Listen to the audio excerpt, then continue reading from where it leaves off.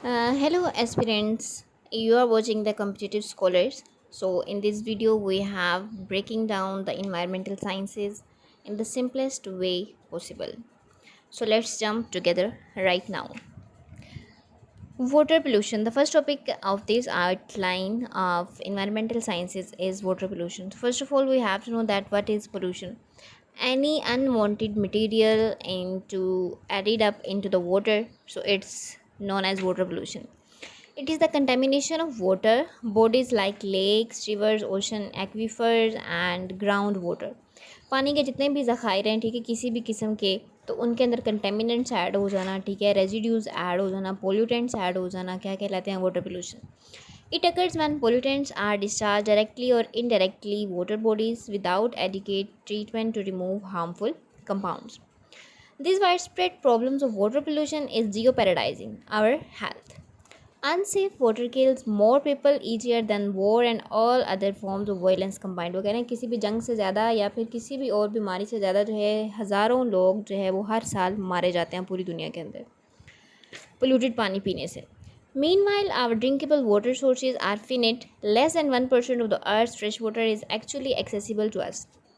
Previous videos में हम पढ़ चुके हैं कि ये टोटल जो फ्रेश वाटर है वो तकरीबन सिर्फ 2% है, ठीक है, जिसका सिर्फ 1% जो है वो हमें अवेलेबल है, जो कि हमारे रिवर्स में स्ट्रीम्स में अवेलेबल है. तो आप अंदाज़ा लगाएंगे कितनी ज़्यादा पॉपुलेशन है और पानी जो है सिर्फ 1% है टोटल अर्थ का, और हम हर चीज़ के अंदर वाटर यूज़ करते हैं.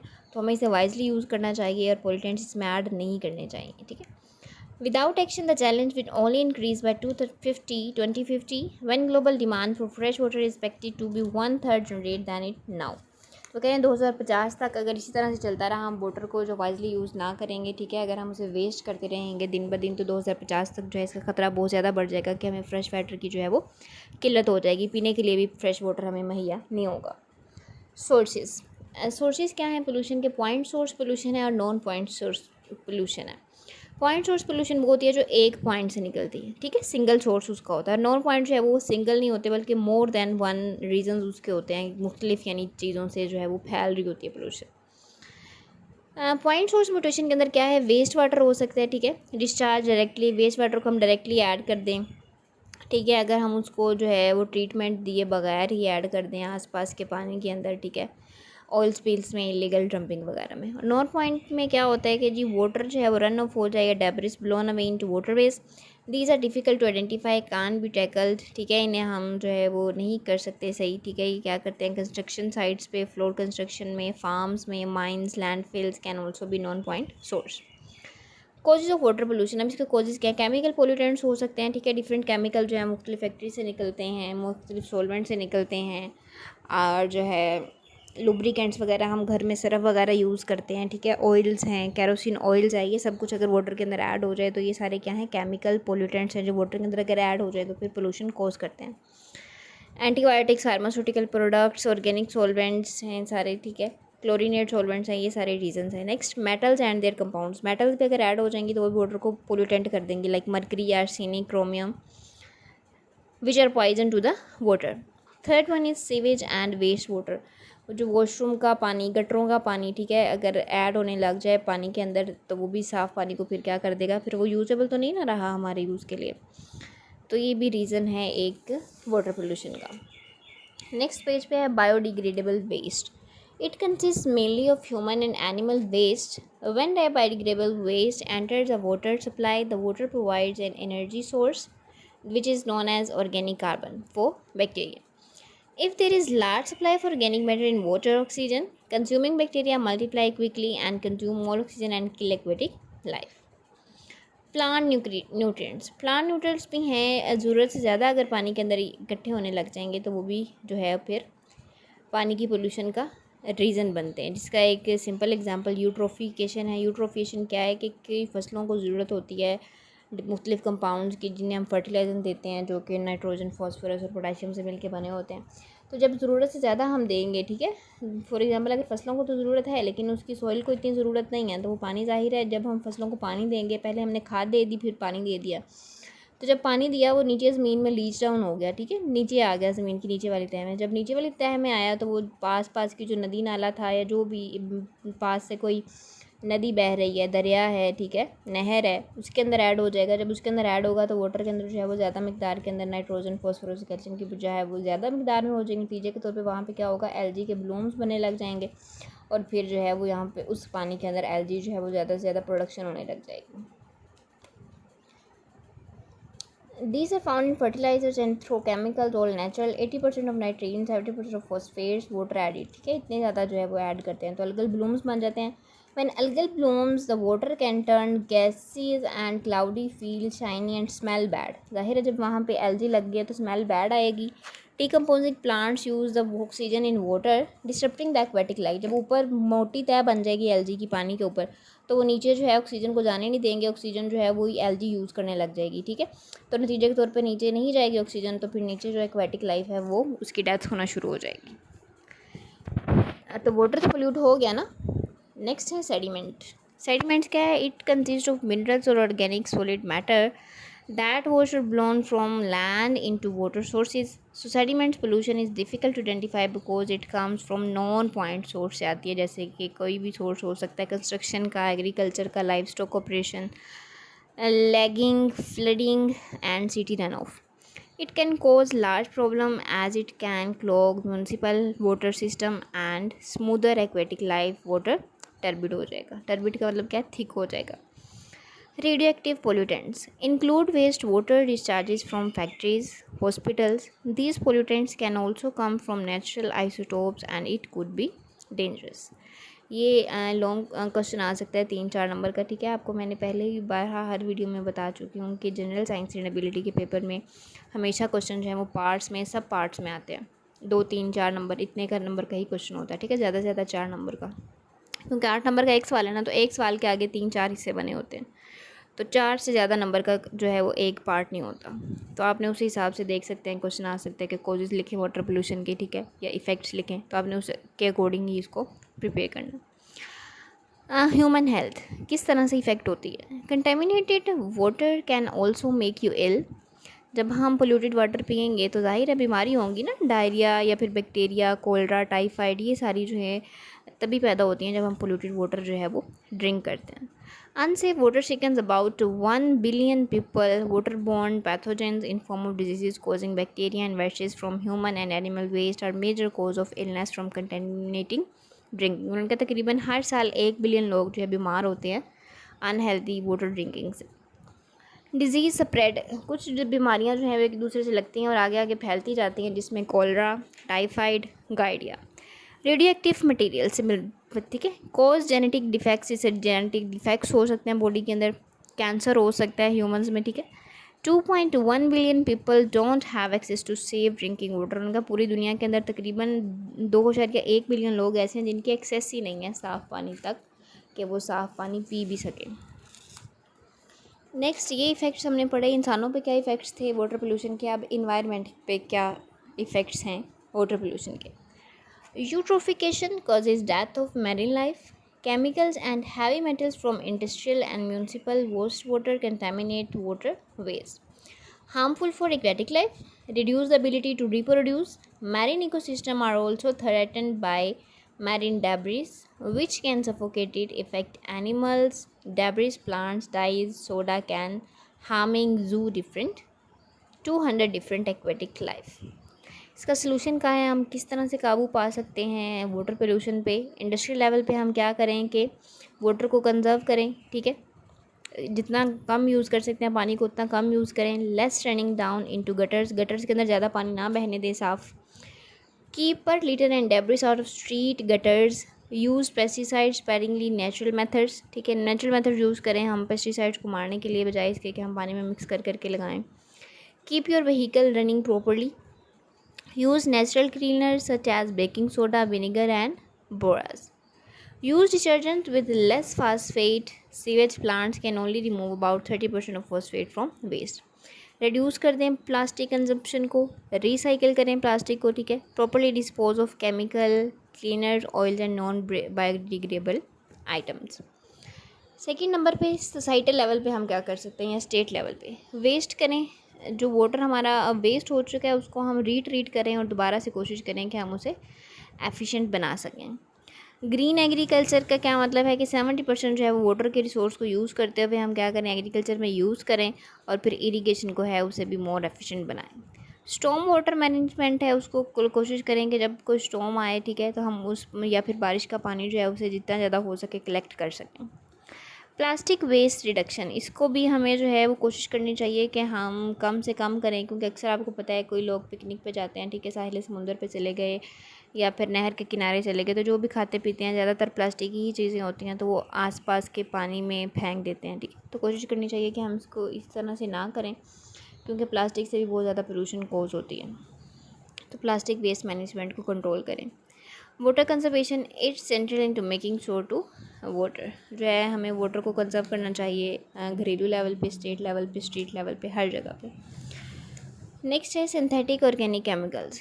कौन कौन से सिंथेटिक ऑर्गेनिक केमिकल्स हैं, ठीक है। Sewage can be domestic, sewage आपको पता है घरेलू भी हो सकता है, कमर्शियल लेवल पे भी, फूड प्रोसेसिंग और फार्म इंडस्ट्रियल सोर्सेज से आ सकता है। तो जो है उन्होंने कहा है कि इसके कॉन्स्टिट्यूएंट्स क्या हैं, ऑक्सीजन डिमांडिंग सब्सटेंसेस हैं, ग्रीस और ऑयल।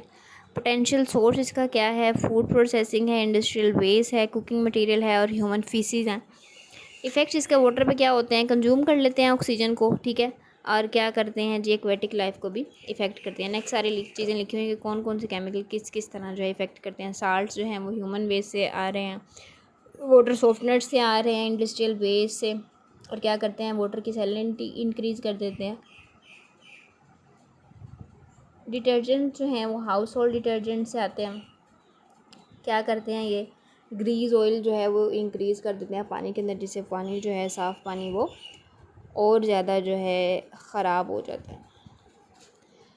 रिफ्रैक्टरी ऑर्गेनिक्स के कहाँ से आते हैं, इंडस्ट्रियल वेस्ट से, हाउस होल्ड प्रोडक्ट से, तो ये क्या करते हैं, एक्वेटिक लाइफ को टॉक्सिक कर देते हैं। हैवी मेटल्स कहाँ से आते हैं, इंडस्ट्रियल वेस्ट से, केमिकल लेबोरेटरी से, ये भी टॉक्सिसिटी को इंक्रीज़ करते हैं। वायरसेस ह्यूमन वेस्ट से आते हैं। Causes disease like cancer. Major detergent to sewage recycle through water systems and phosphates, detergent जितने यूज़ करते हैं, साबुन, सर्फ वगैरह। अल्गल न्यूट्रिएंट्स जो है वो इंक्रीज़ करते हैं पानी के अंदर। सॉलिड्स किसी भी सोर्स से आ सकते हैं और वो क्या करते हैं, एक्वेटिक लाइफ को ख़त्म करने की कोशिश करते हैं। ये हमारा पॉइंट सारी आउटलाइन का वाटर पोल्यूशन पे ही डिपेंड करता है, तो जितने भी अभी टॉपिक्स आएंगे सारे वाटर से रेलिवेंट ही आएंगे। नेक्स्ट इसी के अंदर एक टॉपिक है ऑक्सीजन डिमांडिंग वाटर, ठीक है। आपको पता है वाटर के अंदर कंसनट्रेशन होती है ओ की, H2O फार्मूला है ना, H2O, तो ओ जो है वो लाजमी हिस्सा है वाटर का। तो यहाँ पे भी हमने देखना है कि ऑक्सीजन डिमांड क्या है, ठीक है।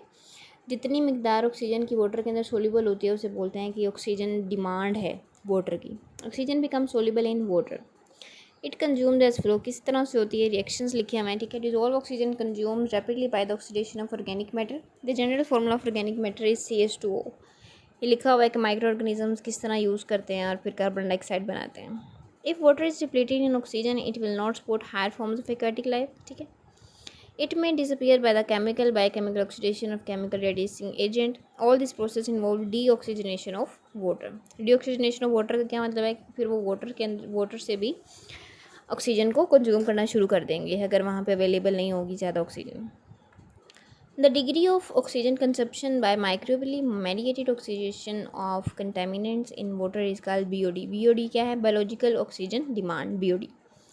The biological demand of water measures the quantity of oxygen utilized by suitable aquatic microorganisms during 5-day period.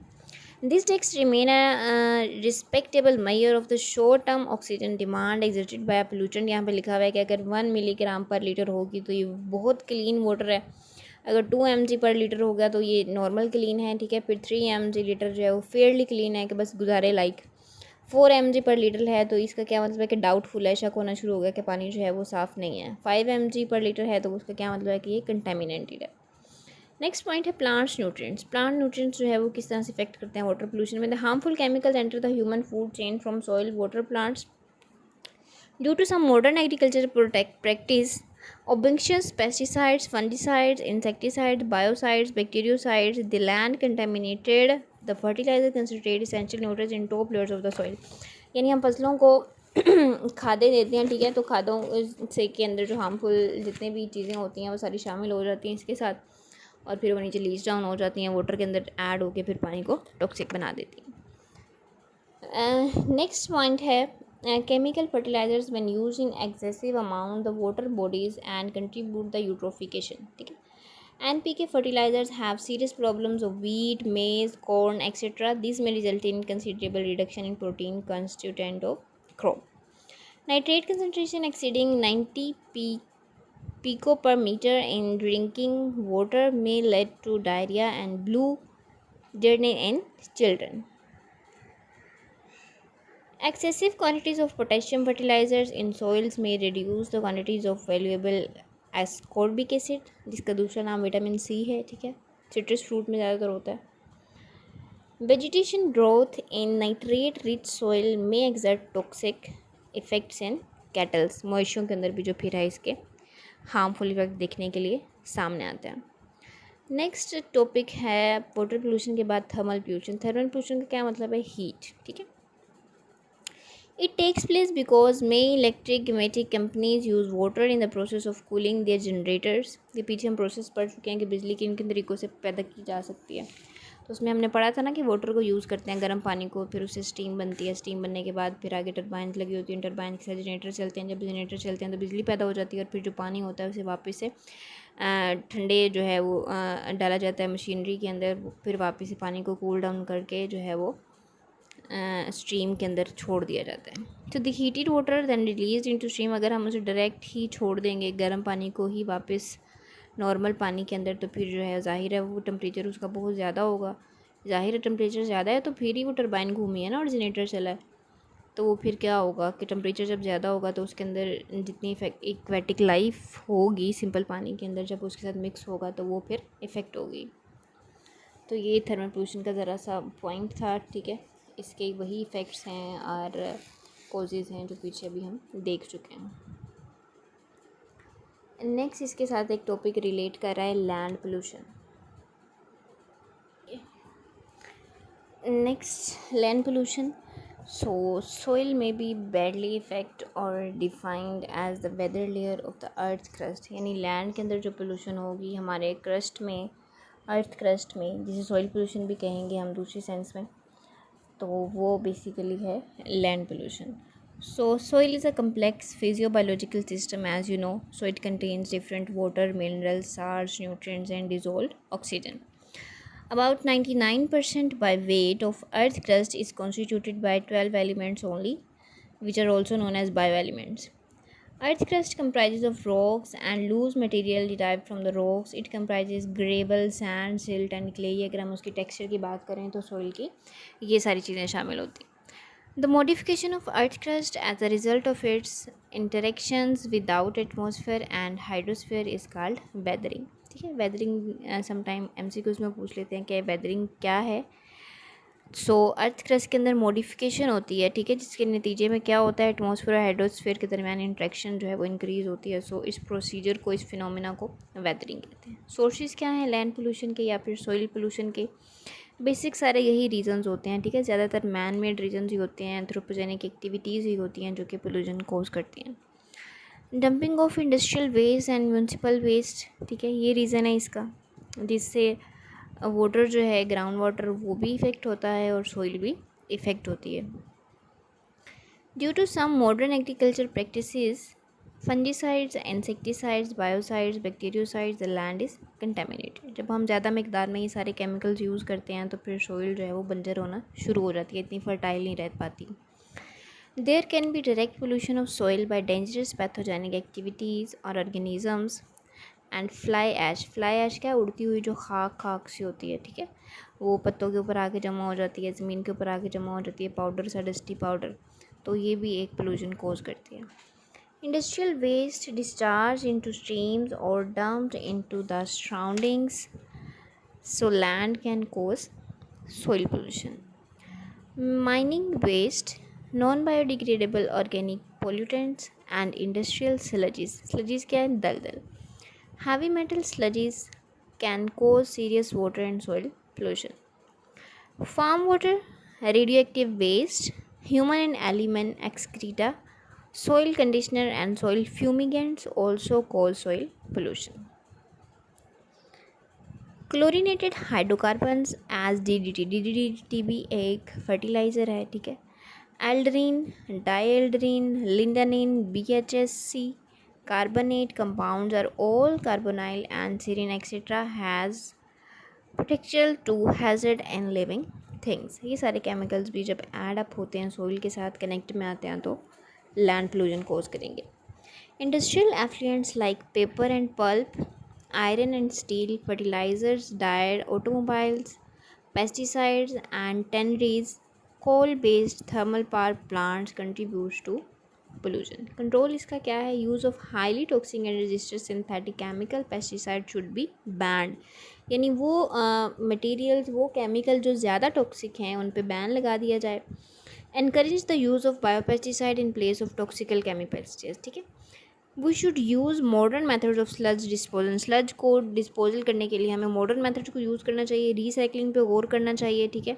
Paper को हम बार बार रिसाइकिल करें, ग्लास को रिसाइकिल करें, प्लास्टिक को रिसाइकिल करें और बायोगैस को भी कोशिश करेंगे रिसाइकिल करते रहें. जब रिसाइकिल करेंगे तो फिर जो है उसकी कंटेमिनेशन जो है वो उसमें कमी आती रहती है. नेक्स्ट इंडस्ट्रियल वेस्ट हैं, उसको हमें क्या करना चाहिए कि सेग्रीगेशन ऑफ वाटर के साथ जो है वो प्रॉपर्ली ट्रीट करना चाहिए. For permanent disposable of toxical industrial waste security landfills have to control. The excessive use of chemical fertilizer should be banned और organic manure should be use. Government should implement stringent and proactive population control programs. Strict rules should be implement for deforestation. दरख्तों को नहीं काटना चाहिए. ठीक है. There should be informal और formal public awareness program to educate people. लोगों को जो है वो हमें देनी चाहिए आगाही, ताकि वो भी ध्यान रखें कि किस तरह हम सोइल को जो है वो बेहतर बना सकते हैं, पोल्यूशन से बचा जा सकता है. इफेक्ट्स इसके क्या हैं? Accumulation of DDT result impotency. It creates phytotoxicity and contaminate water. Phytotoxicity, phyto का क्या मतलब है? प्लांट्स के लिए टॉक्सिसिटी होती है. Contaminate water and field. Human tissues can be endangered by pesticides and disturbing enzymatic function.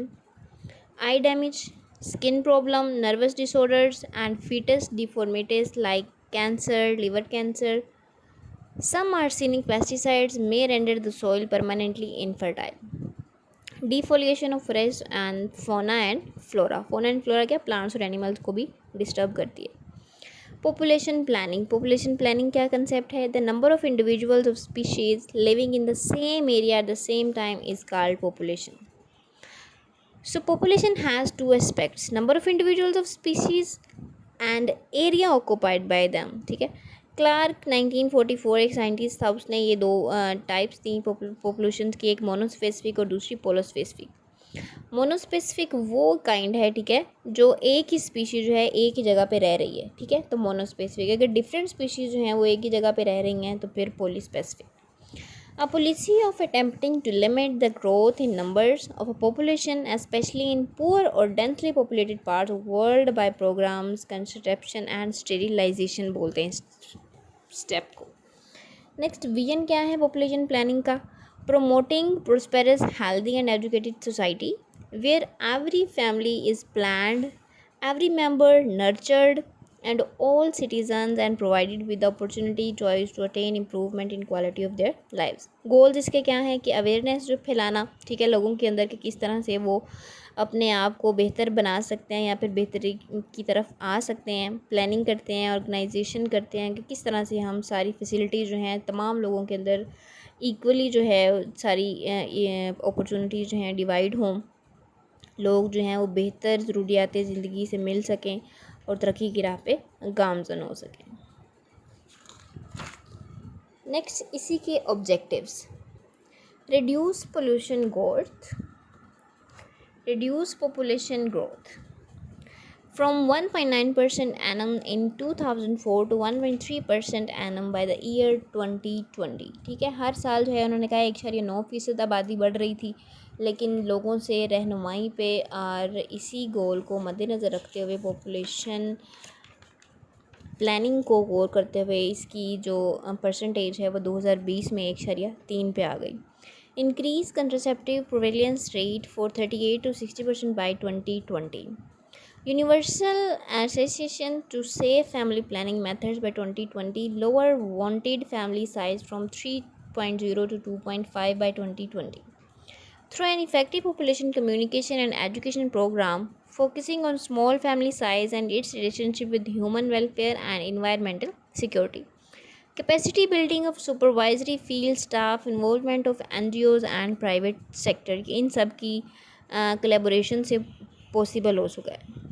Strategy उन्होंने क्या अपनाई कि उन्होंने क्या किया, develop and launch advocacy campaigns, different campaigns चलाई उन्होंने, ठीक है, जिसके अंदर पॉलिसी मेकर्स ने पार्टिसिपेट किया, ओपिनियन लीडर्स ने किया, यूथ ने किया और अडोथलन ने। Increase ownership of population issues by stakeholder, ठीक है, रिड्यूस हुआ, इससे क्या हुआ कि फैमिली का जो साइज़ है वो रिड्यूस हुआ, ठीक है, डिफरेंट जो उनको थी रिप्रोडक्टिव हेल्थ फैसिलिटीज़ मिली, प्लानिंग सर्विसेज मिली कि वो अपने चाइल्ड को लिमिट दें, ठीक है, स्पेस दें ताकि वो अच्छी एजुकेशन हासिल कर सकें, और जो पुअर्स थे उनको भी सर्व किया गया कि वो भी अर्बन एरियाज़ की तरह जो है वो फैसिलिटीज़ को अवेल कर सकें। Population in rural areas and urban slums. Strengthen contribution in population activities by civil society players, particularly media ने भी इसमें बहुत अहम रोल प्ले किया और NGOs ने। Achievements of financial year 2015 to 60, achievements क्या की पॉपुलेशन प्लानिंग के ज़रिए, ठीक है, क्या हुआ कि ऑक्सीजन और जो ये जो O2 और NOS स्कीम्स हैं, ठीक है, इससे क्या हुआ, स्ट्रेंथिंग हुआ पॉपुलेशन वेलफेयर, ठीक है, लाहौर के अंदर ट्रेनिंग इंस्टीट्यूट्स बने जिससे लोगों को आगाही दी गई, रीजनल ट्रेनिंग इंस्टीट्यूट्स बनाए गए मुल्तान में, लाहौर में। मेजर इनिशिएटिव 2016-17 में क्या अपनाए गए, इससे relevant Punjab population innovation fund कायम किया गया जिसे PPIF कहा जाता है, जिसके अंदर 200 मिलियन के अंदर लोगों को आगाही दी गई, ठीक है। फ्रेंचाइजिंग ऑफ क्लिनिकल सर्विसेज दी गई, ठीक है, पायलट इन 5 डिस्ट्रिक्ट्स के अंदर इसके जो हैं वो हेड क्वार्टर्स हैं इसके। Establishing of adolescent reproductive health education cells बनाए गए in family health clinics attached to 9 teaching hospital कौन से जो THQ होते हैं। ट्रेंड्स ऑफ एलोकेशन, इसमें एलोकेशन किस चीज़ की दी गई, ठीक है, an amount of 1336 million has been earned for population planning sector in 2016 to 17 for implementation of these all rules for population welfare department with irregular of private sectors. यहाँ पर लिखा है 2013-14 में कितने जो है वो मिलियन दिए गए, 150 मिलियन दिए गए, 2014-15 में 1000 मिलियन, 2015 से 16 में 814 मिलियन और 2016-17 में 936 मिलियन पैसे जो है वो एलोकेट किए गए पॉपुलेशन प्लानिंग के वेलफेयर के लिए। नेक्स्ट पॉइंट है infections agents and sediments. Infectious agents क्या हैं कि जो इन्फेक्शन क्रिएट करते हैं। एजेंट क्या होता है, जो एक जगह से दूसरी जगह पे चीज़ लेके जाता है, ठीक। तो इन्फेक्शियस एजेंट्स वो केमिकल्स हो सकते हैं, वो पैथोजेंस हो सकते हैं जो बीमारी को या फिर जर्म्स को एक जगह से दूसरी जगह पर लेके जाते हैं।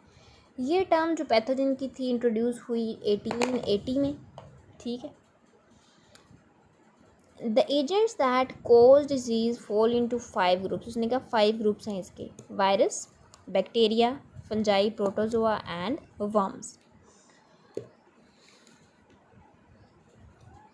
These are the agents that can cause inferior infectious disease। तो नतीजे के तौर पे फिर infectious disease ही जो है वो जन्म लेती हैं। Its study is called infectious disease और epidemiology।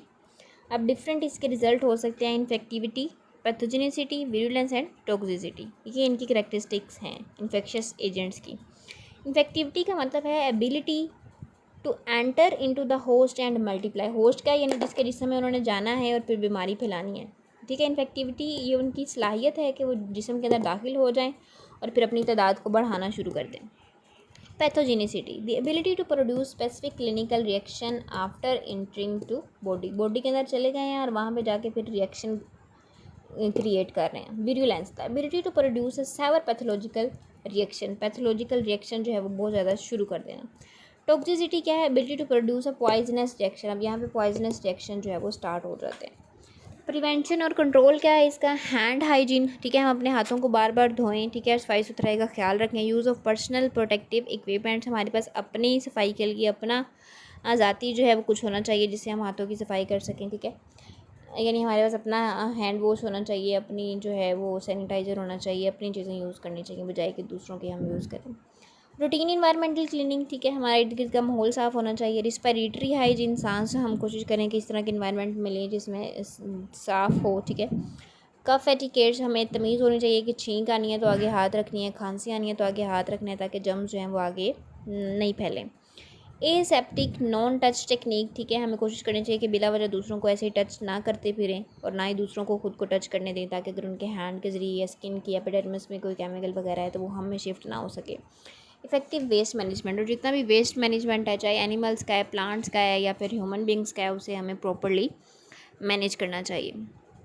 Pathogenicity. It is a potential disease causing capacity of pathogens involving a combination of infectivity and virulency. कोश पोस्टुलेट एक साइंटिस्ट था, उसने पोस्टुलेट्स दिए कि किस तरह से रिलेशनशिप निकलता है माइक्रोबियल पैथोजेंस का और डिजीज़ का आपस में। कोलरा एक डिज़ीज़ है, ठीक है, this is caused by some strains of Vibrio cholera. ये एक है वायरस विब्रियो कोलरा जिससे डिज़ीज़ कॉज होती है कोलरा की। अब यहाँ पे चेन ऑफ इन्फेक्शन की एक डायग्राम बनी हुई है कि किस तरह से जो है चेन ऑफ इन्फेक्शन का कोज होता है, ठीक है, रेजरवायर से निकलता है, ठीक है, वो आगे क्या पोर्टेबल एग्जिस्ट में फिर मोड ऑफ ट्रांसमिशन थे उसके डिफरेंट, जब स्लाइवा के ज़रिए एंटर हो सकता था, सिक्रीशन के ज़रिए, ब्लड के ज़रिए, यूरिन के ज़रिए, किसी भी तरह से। फिर आगे उसका पोर्टल ऑफ एंट्री है, ठीक है, कि वो किस तरह से एंटर हो सकता है, यूरिनरी ट्रैक के ज़रिए हो सकता है, सांस के ज़रिए, ओरल तरीके से, ठीक है, ससेप्टिबल होस्ट, फिर उसने कोई अपना होस्ट तलाश कर लिया, फिर उसके अकॉर्डिंग जो है वो उसे इफ़ेक्ट करेगा, क्रोनिक डिजीज़ करेगा या उसके इम्यून सिस्टम पे इफ़ेक्ट करेगा। फिर इन्फेक्शंस एजेंट कोई भी हो सकता है ना, बैक्टीरिया, वायरस, और फिर जो है वो इस तरह से इफ़ेक्ट करते हैं। ये सारी चेन ऑफ इन्फेक्शन है। Next sediment. Sediment is solid material that moved and deposit in new location, ठीक है। Sediments can consist of rocks and minerals. These are remains of plants and animals. It can be small or larger. Sediment moves from one place to another through the process of erosion. Boulders, pebbles, cobbles, sand, silt and clay, ये जितनी भी चीज़ें सारी, बजरी, cement, मट्टी, रेत, ठीक है, कंकर, ये सारी चीज़ें क्या हैं, सेडिमेंट्स के अंदर शामिल हैं। These are the largest size sediments. Clay is the smallest size, ठीक है, क्ले जो है सबसे स्मॉलेस्ट साइज सेडिमेंट है, और ये जो भी सारे नाम हमने पहले लिए सारे लार्जेस्ट हैं। सेडिमेंटेशन क्या है, एक प्रोसेस है जिसके अंदर सेपरेट किया जाता है स्मॉल पार्टिकल्स को और सेडिमेंट्स को पानी के अंदर। This process occurs naturally when water is still because per gravity that pull heavier sediments down to form a sludge layer. This can be down artificially through treatments process. Causes इसके क्या हैं, sediments comes from the region of rocks and soils. So these form sedimentary rocks, ठीक है, इससे नतीजे के तौर पे जो रॉक्स बनती हैं उनको बोलते हैं सेडिमेंट्री रॉक्स। इसका प्रोसेस क्या है, लैग जोन होता है, उससे सेटलिंग होती है, सेटलिंग के बाद ट्रांजिशन और फिर लास्ट पे कंप्रेशन फेज़ आ जाती है, कंप्रेशन फेज़। कंप्रेशन से मतलब यानी ऊपर दबाव पड़ता जाता है, तो फिर जितना ज़्यादा दबाव पड़ेगा उतने ज़्यादा चांसेस होंगे कि वो जो है सेडिमेंट्स की फॉर्म में रॉक्स जो है वो बनने लगते हैं। नेक्स्ट पॉइंट है रेडियो एक्टिविटी।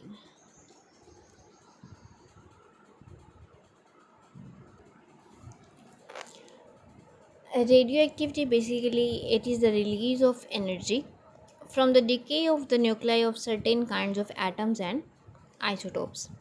यानी मुख्तलिफ एटम से जो एनर्जी निकल रही है ना उनके न्यूक्लियाई से, वो क्या है, radio activity.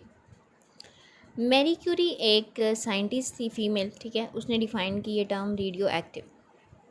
Uranium and thorium are two radio active elements found naturally in crust. ये कुदरती तौर पे पाए जाते हैं जिससे रेडियो एक्टिविटी जो है वो निकल रही होती है।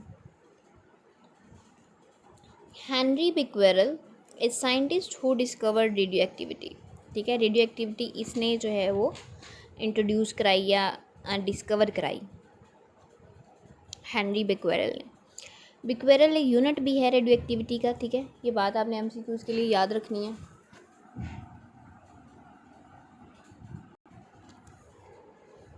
बिक्वेरल जो है बेसिकली यूनिट भी है रेडियो एक्टिविटी का, ठीक है। Radiation is energy, it can come from unstable elements that undergoes radioactive decay और it can be produced by machines. Radiations travel from one source to another in the form of energy, so you can say that energy is going or traveling in the form of waves.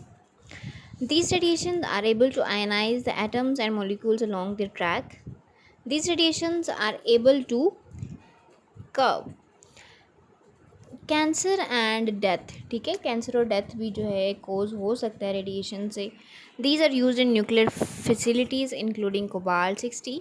These sources are use for medical, industrial and agriculture research and educational purpose. Radio activity क्या है कि nuclei से निकल रही होती है उन chemical से, उन एलिमेंट से, ठीक है, जो कि एनर्जी दे रहे हैं। तो इसके नतीजे में जो एनर्जी निकल रही है वेव्स की सूरत में, उससे अगर हम मुसलसल उसके साथ कंटेक्ट में रहें तो कैंसर भी हो सकता है और डेथ भी हो सकती है, ठीक। जैसे जितने भी धमाका खेज सारे एटम्स हैं, मटेरियल्स हैं, ठीक है, उसके अंदर जो है रेडियो एक्टिविटी निकल रही होती है। सो यहाँ पे एक बनाया गया है कि किस तरह से एनर्जी रिलीज़ होती है, ठीक है। इफ़ेक्ट्स इसके क्या हैं? At very high dose radiation can impair the functioning of tissue and organs and produce acute effects such as nausea and vomiting. अगर हम इसके साथ कंटेक्ट में रहते हैं, ठीक है, हमारे टिश्यू और ऑर्गन ख़राब होना शुरू हो सकते हैं, नतीजे के तौर पर नोजिया और वोमिटिंग हो सकती है। Skin redness, hair loss due radiation syndrome हो सकता है। लोकल रेडिएशन से इंजरीज और फिर डेथ भी हो सकती है। Heavy metals and acids, there are 35 metals that are concerned for the because of residential and occupational resources or exposure out of cerium, chromium, cobalt, copper, gallium, gold, iron, lead, manganese, mercury, nickel, platinum, silver, tellurium, thallium, tin, uranium and vanadium. ये सारी जो हैं 23, ये सारी क्या हैं? Heavy metals. These are the elements having atomic number greater than 20, ठीक है, 20 से बड़ा होता है इनका atomic number and atomic density above 5 gram centimetre पर cube and most properties of metals. Heavy metals traditionally characterized by the loud distorted guitars, empathetic rhythms, dense balls and drum sound and vigorous vocals. Next, drinking water quality and standards. According to WHO World Health Organization, water is considered to be safe drink. 1. It has dissolved oxygen concentration above 6.5 to 8 milligram per liter. It has turbidity of less than 5 NTU. ठीक है. It has nitrate less than 10 milligram per liter. It has pH of 6.5 to, जो ideal water होता है उसकी pH 7 होती है, ठीक है, लेकिन इस रेंज में भी अगर है 6.5 से 8.5 तक तो भी वाटर जो है वो ठीक है। Role of remote sensing and GIS environmental sciences. GIS क्या है? Geographic information system. It plays an important role in environmental mapping, mineral exploration, agriculture, forestry, geology, water and ocean infrastructure planning and management, disaster mitigation and management etc. Basically geography का मतलब ही क्या है कि जोग्राफियाई तौर पे हमें इंफॉर्मेशन प्रोवाइड करना जितने भी फैक्टर्स हैं उन सब के बारे में। तो इसका रोल क्या है रिमोट सेंसिंग में, ठीक है, और इसे हम देखते हुए क्या क्या कुछ कर सकते हैं। ये हमें इस काबिल बनाती है कि हम एनालाइज कर सकें डिफरेंट डाटा सोर्सेज को, देख सकेंगे सैटेलाइट इमेजरी कहाँ पे है, टोपोग्राफिक एरियाज़ कहाँ पे है और डेमोग्राफिक एरियाज़ क्या हैं और उसकी इन्फॉर्मेशन क्या है, उसके अकॉर्डिंग फिर वहाँ पे हम सेटलिंग जो है वो करते हैं। Remote sensing is use in weather forecasting, ठीक है, वेदर की फोरकास्टिंग के लिए जैसे हम पेशेंट गोइयाँ करते हैं कि मौसम जो है आने वाले दिनों में किस तरह का होगा, कल परसों किस तरह करेगा, बारिशें कब मतवक्का हैं, तो ये सारी भी रिमोट सेंसिंग से ही होती है। Climate studies, natural hazard analysis, crop condition and yield prediction and forestry application. For example, the technique and hardware used to obtain the remotely sensed data for the application are the widely varying in application. Thunderstorm, maps and overlay, ठीक है, नक्शे मुख्तलिफ बनाए जाते हैं कि इस area के अंदर जो है या इस शहर के अंदर ये चीज़ें यहाँ पे हैं, ठीक है, ताकि वो एक दूसरे के साथ क्लैप्स ना हो सकें और जो है हम बेहतर मॉडल बना सकें। These are commonly used for real-time analysis and forecast of weather flows and monitoring crop area down, loss and damage due to floods and rainfall. Basically, the geographic information system make it easy for organization to create better strategies. जब हमारे पास maps होगा, सब सारी चीज़ें हमारे पास पहले से मौजूद होंगी, हमने उसके बारे में नो हाउ ली हुई है, तो हमारे पास बेटर तरीके हैं कि हम इन्वायरमेंट के अकॉर्डिंग जो है स्ट्रेटजीज़ बनाएं और फिर उस पर अमल पैरा होकर जो है वो इम्प्रूवमेंट की तरफ आएँ। It is used in precision farming, and site specific crop management, और ये भी हमें बताता है कि कौन सी साइट पे जो है वो किस तरह की हम फसल लगाएं तो वो ज़्यादा अच्छी यील्ड देगी। It's help in improved communication and manage natural resources को भी मैनेज करने में हमें हेल्प आउट करती है GIS, geographic information system. So that's wraps up today's lesson here. If you found it helpful, don't forget to like, share, and subscribe to the Competitive Scholar. For more high quality, the Competitive Scholar consult. Stay consistent, okay? Stay consistent and keep learning. Your success is closer than you think. So, meet in next video. Allah Hafiz.